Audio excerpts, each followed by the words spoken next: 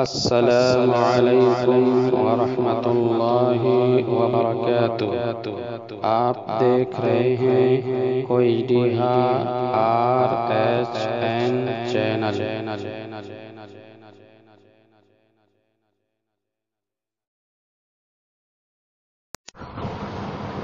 إن الحمد لله نحمده ونستعينه ونستغفره ونعوذ بالله من شرور أنفسنا ومن سيئات أعمالنا من يهده الله فلا مضل له ومن يضلل فلا هادي له وأشهد أن لا إله إلا الله وحده لا شريك له وأشهد أن محمدا عبده ورسوله يا أيها الذين آمنوا اتقوا الله حق تقاته ولا تموتن إلا وأنتم مسلمون يا أيها الناس اتقوا ربكم الذي خلقكم من نفس واحدة وخلق منها زوجها وبث منهما رجالا كثيرا ونساء واتقوا الله الذي تساءلون به والأرحام إن الله كان عليكم رقيبا يا أيها الذين آمنوا اتقوا الله وقولوا قولا سديدا يصلح لكم أعمالكم ويغفر لكم ذنوبكم ومن يطع الله ورسوله فقد فاز فوزا عظيما أما بعد فإن خير الحديث كتاب الله وخير الهدي هدي محمد صلى الله عليه وسلم وشر الأمور محدثاتها وكل محدثة بدعة وكل بدعة ضلالة الضلالة في النار فأعوذ بالله السميع العليم من الشيطان الرجيم بسم الله الرحمن الرحيم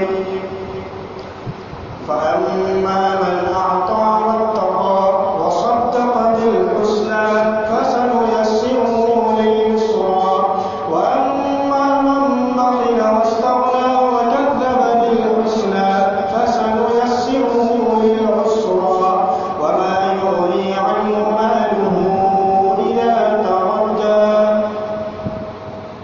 وقال الله تبارك وتعالى في مقام آخر خذ من أموالهم صدقة تطهرهم وتزكيهم بها وصل عليهم إن صلاتك سكن لهم والله سميع عليم رب اشرح لي صدري ويسر لي أمري واحلل عقدة من لساني يفقهوا قولي رب زدني علما آمين۔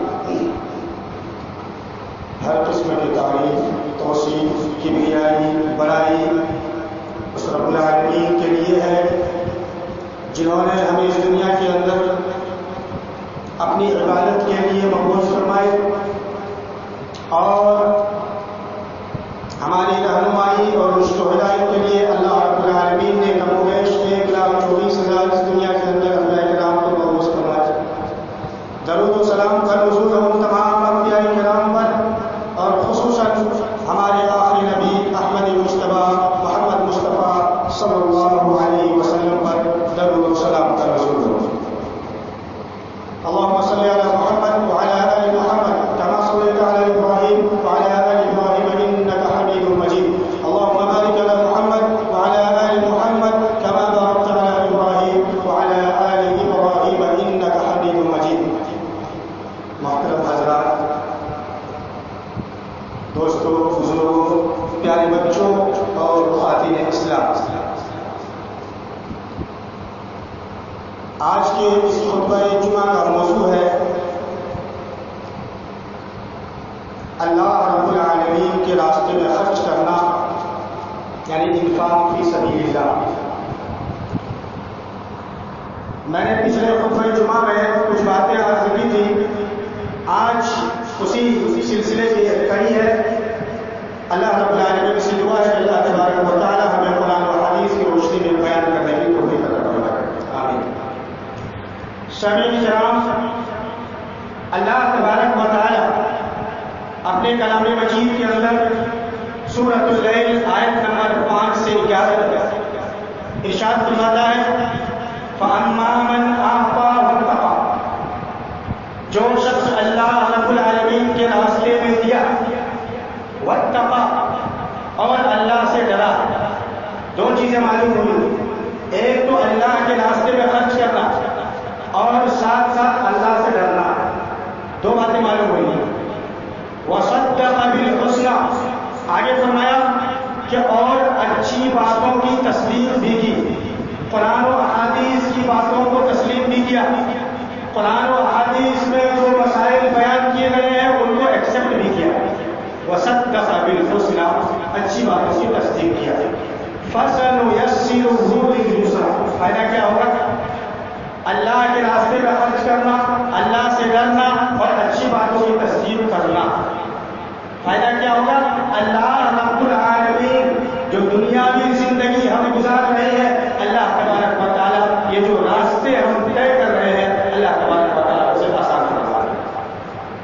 فَسَنُيَسِّرُهُ لِلْيُسْرَىٰ وَأَمَّا مَنْ بَخِلَ، اور جو شخص اللہ کے راستے میں خرچ نہیں کرتا، بخیلی سے کام لیتا ہے، کنجوسی سے کام لیتا ہے، مال ہے اس کے باوجود دینے سے انکار کر رہا ہے.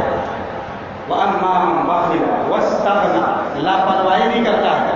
وَكَذَّبَ بِالْحُسْنَىٰ، اور اچھی باتوں کی تکذیب بھی کرتا ہے، اچھی باتوں کو ایکسپٹ نہیں کرتا ہے، اچھی باتوں کو نہیں مانتا ہے. فَسَنُيَسِّرُهُ لِلْعُسْرَىٰ، اس کی زندگی کو تنگ کر دیتے ہیں، اور جو جس راستے پر وہ چل رہے ہیں اس راستے کو ہم تنگ کر دیتے ہیں، مشکل میں ڈال دیتے ہیں. فَسَنُيَسِّرُهُ لِلْعُسْرَىٰ وَمَا يُغْنِي عَنْهُ مَالُهُ إِذَا تَرَدَّىٰ، اور جب اسے جہنم میں ڈالا جائے گا تو یہ مال کچھ بھی کام نہیں آئے گا، اس کے منہ پہ ڈال دیا جائے گا. مَالُهُ إِذَا تَرَدَّىٰ، لوٹا دیا جائے گا، کچھ بھی کام نہیں آئے گا. تو پتہ یہ چلا کہ اللہ رب العالمین کے راستے میں خرچ کرنا بہت بڑی بات ہے. اللہ رب العالمین کی باتوں کو تصدیق کرنا اس سے بڑی بات ہے. اور بخل سے کام لینا، کنجوسی کام لینا، اللہ کو یہ چیزیں پسند نہیں ہے. اس کے بعد اللہ تبارک و تعالیٰ کی راہ میں خرچ کرنے سے کیا فائدہ ہوگا؟ تزکیہ نفس ہوتا ہے، نفس پاک و صاف ہوتا ہے، مال پاک و صاف ہوتا ہے، اور انسان حرص، لالچ اور بخیلی جیسے امراض سے پاک اور صاف ہو جاتا ہے. اللہ تبارک و تعالیٰ نے فرمایا خذ من اموالهم صدقة تطهرهم وتزكيهم بها وصل عليهم ان صلاتك سكن لهم والله سميع عليم. اللہ تبارک و تعالیٰ نے فرمایا خذ من اموالهم، اے نبی کریم صلی اللہ علیہ وسلم آپ مالداروں سے صدقہ لیجیے. جو مالدار ہے، مال و دولت سے اللہ تبارک و تعالیٰ نے نوازا ہے، تو ان سے آپ صدقہ لیجیے. کیوں؟ تطہرهم، کیونکہ آپ انہیں پاک اور صاف کر دیں. آپ صدقہ لیں گے تو ان کے مال پاک و صاف ہوگا. وَتُزَكِّيهِمْ بِهَا، اور صدقات کے ذریعے سے تزکیہ نفس ہوتا ہے. وَصَلِّ عَلَيْهِمْ، اور آپ ان کے لیے دعائیں خیر کیجیے. وَصَلِّ عَلَيْهِمْ، جو صدقہ خیرات دے رہا ہے ان کے لیے دعائیں خیر کیجیے. إِنَّ صَلَاتَكَ سَكَنٌ لَهُمْ، اور فائدہ یہ ہوگا کہ آپ جب دعا کریں گے تو اس کی زندگی باعث تذکیر اور باعث اطمینان ہوگا. واللہ سمیع علیم، اللہ تبارک و تعالیٰ دیکھنے والا اور جاننے والا ہے. تو اس آیت کریمہ سے تین چیزیں معلوم ہوئی. پہلی چیز، انسان گناہوں سے پاک و صاف ہوگا. خذ من اموالہم صدقۃ تطہرہم، انسان گناہوں سے پاک و صاف ہوتا ہے. دوسری چیز معلوم ہوئی کہ انسان کے پاس جو بچے ہوئے مال ہے وہ بھی پاک و صاف ہوتا ہے. اور تیسری بات یہ معلوم ہوئی کہ انسان مال و دولت کی محبت، حرص اور لالچ اور بخل جیسے امراض سے پاک اور صاف ہوتا ہے. تو تین باتیں اس آیت کریمہ سے معلوم ہوئی. اس کے بعد اللہ تبارک و تعالیٰ کے راستے میں یہ انفاق فی سبیل اللہ کے فضائل، فوائد اور ثمرات یہاں تک ہوئی کہ ان کے کیا فائدے، ان کے کیا فضائل تھی. اب آئیے اللہ کے راستے میں ہمارے سامنے صحابہ کرام کی پوری زندگی زندگی پڑی ہوئی ہے. آپ جب پڑھیں گے، تاریخ کا مطالعہ کریں گے، قرآن و حدیث کو جب آپ پڑھیں گے تو معلوم ہوگا کہ ایک دوسرے سے لوگ صدقہ و خیرات کرنے میں سبقت لے جانے کی کوشش کرتے ہیں، آگے پڑھنے کی کوشش کرتے تھے. آج ہمارا یہ حال ہے کہ ہم سب سے پیچھے رہنے کی کوشش کر رہے ہیں. ہمارے پاس مال اللہ نے دیا ہے لیکن شکریہ ادا کرنا ہم سے نہیں ہو رہا. اللہ نے کہا ہے کہ تم اللہ رب العالمین کی شکریہ ادا کرو گے تو فائدہ یہ ہوگا کہ نعمت میں اللہ تبارک و تعالیٰ بڑھوتری کرے گا. شکرتم لازیدنکم، شکریہ ادا کرو گے تو مزید دے گی. ولئن کفرتم ان عذابی لشدید، اور ناشکری کرو گے تو یاد رکھو کہ میرا عذاب بہت سخت ہے. تو اللہ جب بعض نمونے یہاں میں پیش کرنے کی کوشش کروں گا کہ صحابہ کرام یا جب نمونے کی بات آتی ہے تو سب سے پہلے ہمارے سامنے ہمارے امام الانبیاء جناب محمد رسول اللہ صلی اللہ علیہ وسلم کے نام نامی اسمی کے نام سب سے پہلے حضرت انس بن مالک رضی اللہ تعالیٰ عنہ بیان کرتے ہیں کہ ایک شخص اللہ کے رسول صلی اللہ علیہ وسلم کے پاس آتے ہیں اور بہت سارے بھیڑ بکریوں پر سوال کر جاتے ہیں کہ اللہ کے رسول مجھے اتنا چاہیے. آپ صلی اللہ علیہ وسلم منع نہیں کرتے. حدیث میں آتا ہے کہ 2 پہاڑوں کے بیچ جو خالی جگہ ہے اسے بھر دیتی اتنے بھیڑ بکریوں کا سوال کیا. آپ صلی اللہ علیہ وسلم کا عطا کرتے ہیں. فائدہ کیا ہوگا یا فائدہ کیا ہوا؟ وہ شخص اپنی قوم کے پاس جب لوٹ کر کے گیا واپس تو کہا ایو قوم، اے میری قوم کے لوگوں، اسلمو، تم سارے کے سارے لوگ اسلام قبول کرو. کیوں؟ اس لیے کہ محمد صلی اللہ علیہ وسلم اس طریقے سے عطا کرتے ہیں جیسے کسی فقر و فاقہ کا کوئی ڈر نہیں. خوف نہیں ہے کہ میرے پاس مال کی کمی ہو جائے گی، میرے پاس کمی ہوگی مال کی، بلکہ اس نیت سے دیا کہ مال میں بڑھوتری ہوتی ہے، صدقہ و خیرات کرنے سے مال میں زیادتی ہوتی ہے، کمی بھی نہیں ہوتی ہے. اسی لیے پچھلی جمعہ میں نے بتایا تھا کہ اللہ کے راستے میں خرچ کرنے کو اللہ تبارک و تعالیٰ نے نفع بخش تجارت کے ساتھ بیان کیا ہے کہ جو اللہ کے راستے میں خرچ کرتا ہے اس کو کبھی بھی نقصان نہیں ہوتا ہے، فائدہ ہی فائدہ ہوتا ہے. اس کے بعد حضرت وہ شخص اپنی قوم کے پاس واپس آیا اور کہا کہ سارے کے سارے لوگ اسلام قبول کر لو. نبی کریم صلی اللہ علیہ وسلم اس طریقے سے عطا کرتے ہیں کہ گویا کہ فقر و فاقہ کا کوئی خوف نہ ہو. اس کے بعد حضرت حارث عقبہ بن حارث رضی اللہ تعالیٰ عنہ بیان کرتے ہیں کہ ایک مرتبہ مدینہ میں اللہ کے رسول صلی اللہ علیہ وسلم کے پیچھے عصر کی نماز پڑھنے کا موقع ملا. ابھی آپ سلام پھیرے ہی تھے کہ فوراً اٹھ کر کے چل دیے اور لوگوں کو اس حال میں ظاہر سی بات ہے ابھی سلام پھیرا ہے اور لوگ چپک کر کے بیٹھے ہوئے ہیں تو آپ نے لوگوں کو پھلانگتے ہوئے جانے کی کوشش کی اور آپ اپنے ازواجی مطہرات کے کسی حجرے میں داخل ہوئے.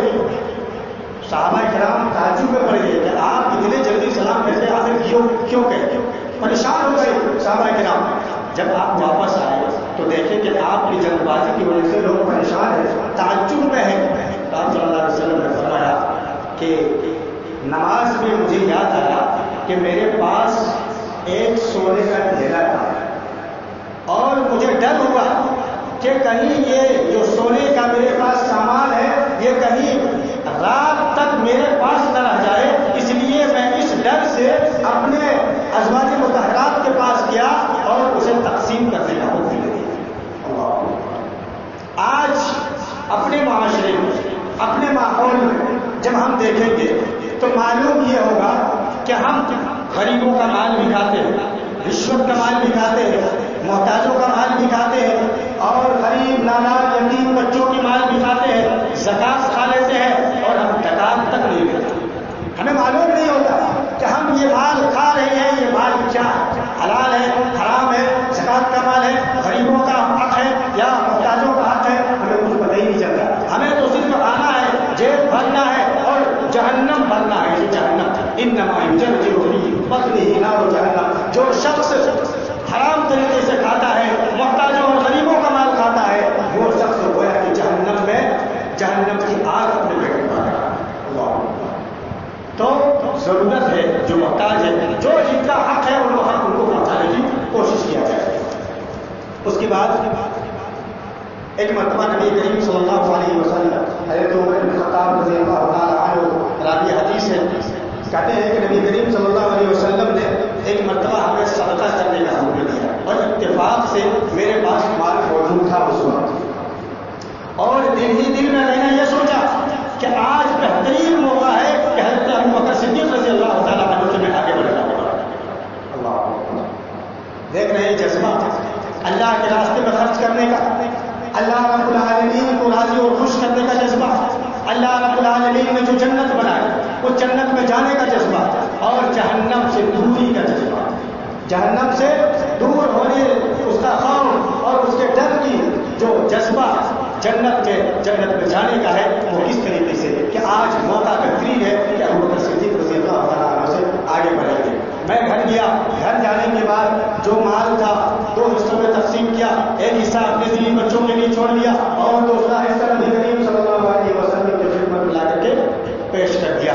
اللہ کے رسول صلی اللہ علیہ وسلم پوچھتے ہیں عمر گھر میں کیا چھوڑ کر کے آئے ہو؟ اللہ کے رسول مال میں سے 2 حصہ کیا، ایک اپنے بال بچوں کے لیے چھوڑ دیا، ایک آپ نے قدموں میں لا کے رکھ دیا۔ اتنے میں حضرت ابوبکر صدیق رضی اللہ تعالیٰ عنہ آتے ہیں اور پورا مال لے کر کے آتے کہ نبی کریم صلی اللہ علیہ وسلم کی خدمت میں پیش کر دیتے ہیں۔ کہتے ہیں ابوبکر گھر کے لیے کیا چھوڑے ہو؟ بیوی بچے کے لیے کیا چھوڑ کر کے آئے ہو؟ حضرت ابوبکر صدیق رضی اللہ تعالیٰ عنہ جواب دیتے ہیں کہ اللہ کے رسول، اللہ اور اس کے رسول کے علاوہ گھر میں کچھ بھی نہیں چھوڑ کر کے آیا۔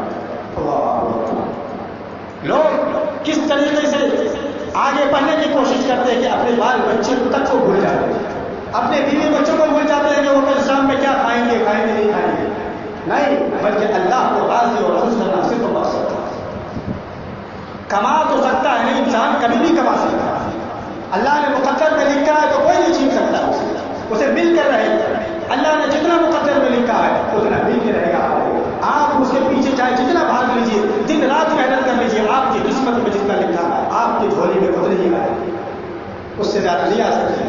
آپ کہیں گے کہ ہم دوسرے طریقے سے مال کمائیں گے، حرام طریقے سے کمائیں گے، تو اگر حرام طریقے سے آپ نے مال جمع کیا ہے تو اللہ تبارک و تعالیٰ اسے دوسرے راستے سے بھی نکالنے کی اللہ تبارک و تعالیٰ کی قدرت میں ہے کہ اللہ تعالیٰ دوسرے راستے سے چلے جائے گا۔ آپ کو فائدہ کبھی نہیں ہوگا اس سے۔ جو نقصان جو کسی کو آنسو بہا کر کے کسی کے مال جو ہڑپ کر کے لائے ہیں، وہ کبھی بھی انسان خوشحالی کی زندگی نہیں گزارے۔ تو جذبات ہے۔ اور حضرت عبد الرحمن بن سمرہ رضی اللہ تعالیٰ عنہ راوی حدیث ہے، کہتے ہیں جیش العسرہ یعنی انتہائی تنگی کی حالت میں جب نبی کریم صلی اللہ علیہ وسلم نے جنگ تبوک کے لیے جنگ کرنے کا حکم دیا، تب حضرت عثمان بن عفان رضی اللہ تعالیٰ عنہ 1000 دینار اپنے کپڑے میں لپیٹ کر نبی کریم صلی اللہ علیہ وسلم کی جھولی میں لا کر کے رکھ دیا۔ نبی کریم صلی اللہ علیہ وسلم اس 1000 دینار کو اپنے ہاتھوں میں لے کر کے اوپر اور نیچے کر رہے تھے اور فرما رہے تھے ما ضررنا عفان ما عمل بعد اليوم، آج کے بعد حضرت عثمان رضی اللہ تعالیٰ عنہ کوئی بھی عمل نہیں کرے کہ کوئی نقصان نہیں ہو سکے۔ جب جب ضرورت پڑی حضرت عثمان رضی اللہ تعالیٰ عنہ نے مدد کی، دل کھول کر کے 100 سرخ اونٹیں بھی تھی، اور سرخ اونٹوں کی مثال اس لیے دی جاتی ہے کہ عرب ممالک میں سب سے زیادہ قیمتی اونٹ سرخ اونٹ ہوا کرتے تھے۔ تو نبی کریم صلی اللہ علیہ وسلم نے 100 اونٹ دی، 1000 دینار بھی دیے، اور ایک موقع ایسا بھی آیا تھا کہ لوگ پریشان حال تھے اور لوگ بالکل بھکمری کے عالم میں تھے، ایک ایک لقمے کے لیے ترس رہے تھے اور اس منتظر میں تھے کہ عثمان رضی اللہ تعالیٰ عنہ آئیں گے تو شاید کھانے کو مل جائے۔ اللہ آئے، دیکھا قافلہ آ رہے ہیں اونٹ سے لدے ہوئے مال، اللہ کے رسول صلی اللہ علیہ وسلم کے پاس آئے حضرت عثمان رضی اللہ تعالیٰ عنہ، اللہ کے رسول کیوں لوگ پریشان حال ہیں، کہا کتنے دنوں سے ان کے پیٹ میں دانے تک نہیں گیا۔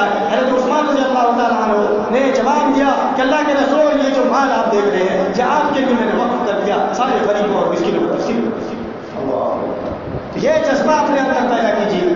جب تک آپ یہ جذبہ اپنے اندر نہیں پیدا کریں گے، نہ ہماری زندگی میں سکون آ سکتی ہے، نہ ہماری زندگی چین اور قرار سے گزر سکتی ہے، بلکہ ہم یوں ہی بھٹکتے ہوئے اپنی زندگی گزاریں۔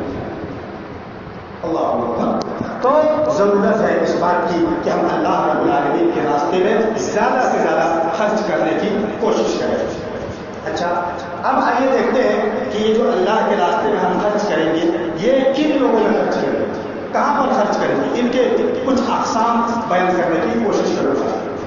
نمبر 1، تعمیر مساجد، مساجد کی تعمیر کرنا، مساجد میں حصہ لینا۔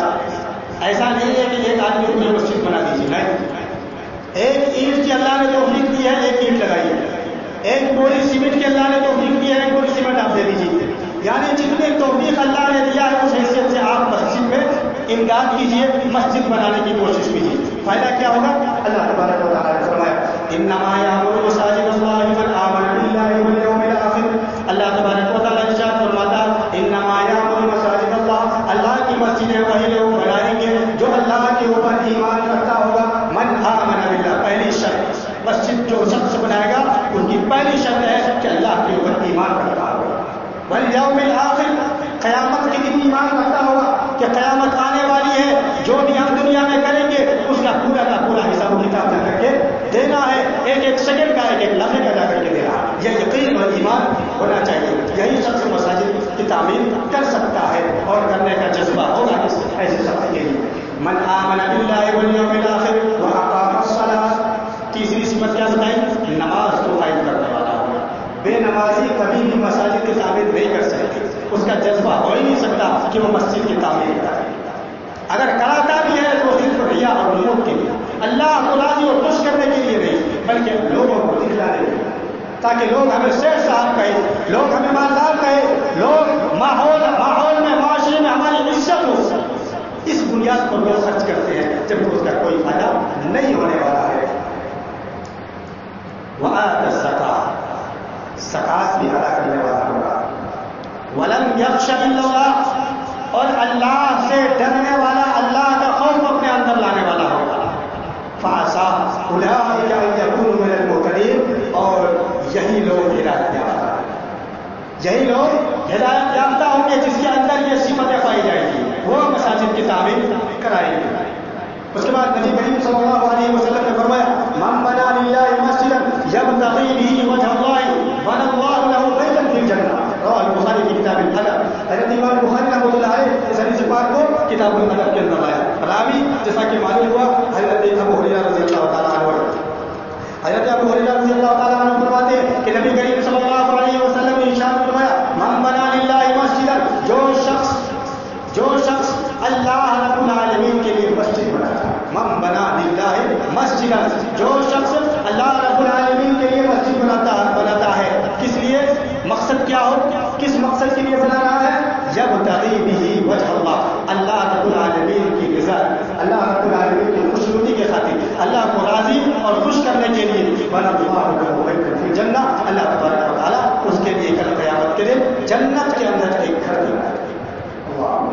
آپ ایسا نہیں کہ آپ پوری مسجد بنائیں گے تو آپ کے لیے جنت، آپ جتنا حصہ لیں گے اور جب تک وہ مسجد آباد رہیں گی آپ کو اس کا ثواب ملتا رہے گا، اور آپ کے لیے اللہ تبارک و تعالیٰ ایک جنت میں ایک گھر بنا کے دے گا انشاءاللہ عزیز۔ اس کے بعد دوسرے نمبر پہ آتا ہے علم نافع کی مشہور اشاعت کرنا، علم نافع کی، نفع بخش علم کی فارورڈ کرنا، میسج بھیجنا، ایک دوسرے کو دوسرے تک پہنچانا، نشر و اشاعت کرنا۔ اللہ کے رسول صلی اللہ علیہ وسلم نے ارشاد فرمایا اذا مات الانسان، جب انسان مر جاتا ہے، انقطع عنہ عملہ، تو اب اس کا عمل کا سلسلہ ختم، اب عمل کر کے وہ ایک رتی کے برابر بھی نیکی نہیں پہنچا سکتا، الا من ثلاث، مگر تین چیزیں ایسی ہیں جو انسان کے مرنے کے بعد بھی اس کی نیکیاں پہنچتی رہتی ہیں۔ صدقۃ جاریہ، پہلی چیز صدقہ جاریہ۔ صدقہ جاریہ کیا ہے؟ کسی راستے پر کوئی پیڑ نہیں ہے، لوگ پریشان آ رہے ہیں پانی پینے کے لیے، اس راستے سے گزرنا، تو انسان جب گزرتا ہے تو 100 بار سوچتا ہے کہ وہاں جائیں گے، اگر پیاس لگ گئی تو پانی نہیں ملے گی، ایسی جگہ پر پانی کا انتظام کرا دینا۔ لوگ پریشان آ رہے ہیں، جہاں پانی کا انتظام نہیں، پانی کا انتظام کر دینا۔ کھانے پینے کے لیے لوگ پریشان ہیں، اس کا مہیا کر دینا، اور صدقۃ جاریہ او علم ينتفع به، اور ایسا علم جس سے انسان نفع حاصل کرے۔ مثال کے طور پر یہ جو خطبہ میں دے رہا ہوں، یہ خطبہ ریکارڈنگ بھی ہوتا ہے، اور اس میں سے ایک حدیث کے اوپر آپ نے عمل کیا، وہ حدیث آپ نے دوسرے تک پہنچایا، وہ حدیث وہ دوسرے کو پہنچایا، یعنی یہ سلسلہ جب تک جاری رہے گا تب تک آپ کو ثواب ملتا رہے گا آپ کے مرنے کے بعد۔ مدارس میں پڑھنے والے بچے، جو مدارس میں پڑھنے والے بچے ہیں، ان کی کفالت کر لیجئے، ان کی پرورش کیجیے، ان کی کتاب کو مہیا کیجیے، ان کے کھانوں پینے کا بندوبست کیجیے، آپ کی جتنی حیثیت ہے اس کے مطابق۔ ایسا نہیں کہ آپ پورے آ کر کے مدرسے میں، آپ کو جتنا اللہ نے توفیق دیا ہے اتنا آپ مدد کیجیے۔ یہ طالبان علوم نبوت ہے، یہ قال اللہ اور قال رسول کی تعلیم حاصل کر رہے ہیں۔ کیوں؟ تاکہ جو ماحول، جو معاشرہ بگڑا ہوا ہے، اس معاشرے کو سدھارنے کا کام کر سکے۔ آپ پڑھے لکھے نہیں ہیں، لیکن اللہ نے آپ کو مال و دولت سے نوازا ہے، آپ ان کو آگے بڑھانے کی کوشش کیجیے، آپ ان کی مدد کیجیے، جس چیز کی ضرورت ہو آپ اسے دینے کی کوشش کیجیے، اس کی مدد کرنے کی کوشش کیجیے۔ اب ولد صالح یدعو، یا نیک اولاد جو اپنے ماں باپ کے لیے دعائے خیر کرتی ہے، نیک اولاد جو اپنے ماں باپ کے لیے دعائے خیر کرتی ہو، ایسی اولاد کی تربیت، اس کی پڑھائی لکھائی کا پورا خرچ بندوبست، اس کا ادب سکھلانا آپ کا کام تھا۔ اس لیے جب آپ بن جائیں گے تو جو آپ اولاد چھوڑ کر کے جا رہے ہیں اس کا ثواب آپ کو ملتا رہے گا جب تک یہ سلسلہ جاری رہے گا۔ تیسری چیز کفالت یتیم، یتیم بچوں کی کفالت کرنا۔ حضرت سہل بن سعد رضی اللہ تعالیٰ عنہ روایت کرتے ہیں کہ نبی کریم صلی اللہ علیہ وسلم نے ارشاد فرمایا، انا وکافل الیتیم فی الجنۃ ھکذا، میں اور جو یتیم کی کفالت کرنے والا ہوگا وہ جنت میں ایسے ہوں گے، ایسے۔ یہ اشارہ کیا ہے رسول صلی اللہ علیہ وسلم، یہ دو انگلیوں کو، وقال باصبعیہ السبابۃ والوسطی، یہ جو شہادت کی انگلی ہے اور یہ درمیان کی انگلی ہے، جس طریقے سے یہ ہے اسی طریقے سے کل قیامت کے دن جنت کے اندر میں اور یتیم کی کفالت کرنے والا ایسے ہی ہوگا۔ چوتھی چیز فقراء و مساکین کو کھانا کھلانا یا ان کی مدد کرنا۔ اللہ تبارک و تعالیٰ نے ارشاد فرمایا، وَيُطْعِمُونَ الطَّعَامَ عَلَىٰ حُبِّهِ مِسْكِينًا وَيَتِيمًا وَأَسِيرًا، سورۃ الدہر آیت نمبر 8۔ اللہ تبارک و تعالیٰ نے فرمایا کہ وَيُطْعِمُونَ الطَّعَامَ عَلَىٰ حُبِّهِ مِسْكِينًا وَيَتِيمًا وَأَسِيرًا، خود انسان خود کھانے کی محبت ہے ان کو بھی بھوک لگی ہوئی ہے، لیکن سامنے دیکھ رہا ہے کہ ایک محتاج ہے، ایک غریب ہے، ایک یتیم ہے جو کئی دنوں سے بھوکے ہیں، انہیں اپنی محبت کو چھوڑ کر کے، اپنے بھوک اور پیاس کو چھوڑ کر کے اس محتاج اور غریب کو کھانا کھلانا ہے۔ تو اور حضرت صفوان بن سلیم رضی اللہ تعالیٰ عنہ بیان کرتے ہیں کہ نبی کریم صلی اللہ علیہ وسلم نے ارشاد فرمایا، الساعی علی الارملۃ والمسکین کالمجاہد فی سبیل اللہ او کالذی یصوم النہار ویقوم اللیل، رواه البخاری کی کتاب الادب۔ حضرت امام بخاری رحمۃ اللہ علیہ اس حدیث پاک کو کتاب الادب کے اندر لایا۔ راوی حضرت صفوان بن سلیم رضی اللہ تعالیٰ عنہ کہتے ہیں کہ اللہ کے رسول صلی اللہ علیہ وسلم نے ارشاد فرمایا کہ جو شخص بیواؤں کو اور مسکینوں کے اوپر خرچ کرتا ہے، اس کی مدد کرتا ہے، تو وہ شخص گویا کہ جہاد کی سبیل اللہ کرتا ہے۔ کل مجاہد فی سبیل اللہ، گویا کہ اس شخص نے جہاد میں حصہ لیا۔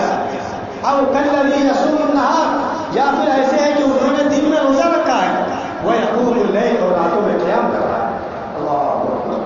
جو شخص بیواؤں کی، جس کا شوہر نہیں، ایسے انسان، ایسی عورتوں کو، ایسے بیواؤں کی جو مدد کرتا ہے، اس کے اوپر خرچ کرتا ہے، گویا کہ انہوں نے جہاد کی سبیل اللہ میں حصہ لیا، یا دن میں روزہ رکھ رہا ہے یا پھر راتوں کو قیام کر رہا ہے۔ پانچویں چیز روزے داروں کا روزہ افطار کرانا۔ اللہ کے رسول صلی اللہ علیہ وسلم نے فرمایا، من فطر صائما كان له مثل اجره غير انه لا ينقص من اجر الصائم شيء، صحیح الترغیب والترہیب۔ جو شخص کسی روزے دار کا روزہ کھلواتا ہے تو اسے بھی اتنا ہی اجر حکیم جو روزہ رکھنے والا ہے. جو شخص روزہ رکھ رہا